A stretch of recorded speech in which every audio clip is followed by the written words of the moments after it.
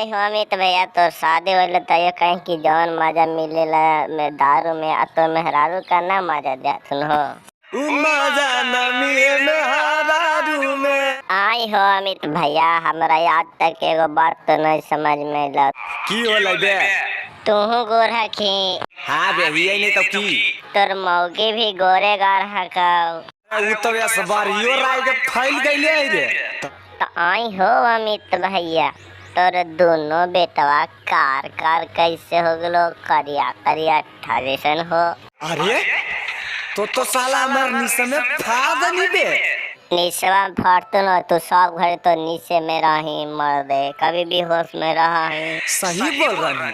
सही बोलवे ना मर दे तू रही दिन भर पिए में तो मोगी का कर रहा जो पूछ मी तो रुक आए बहे मंगरी से हम पूछो यो जाके। आए मंगरी खोल कबड़िया। अहे भौजी खोलो न कवड़िया आइल तो न मीत भैया हो। आगे मैया आज फिर निर्बंसा पी के आ गेलै।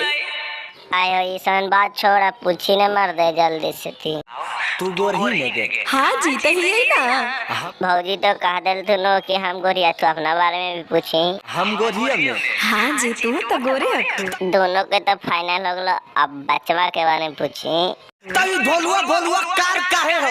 नमस्कार दोस्तों, वीडियो पसंद आया तो वीडियो को लाइक करना, चैनल को सब्सक्राइब करना ताकि इस तरह की वीडियो हम आप लोग लाते रहें।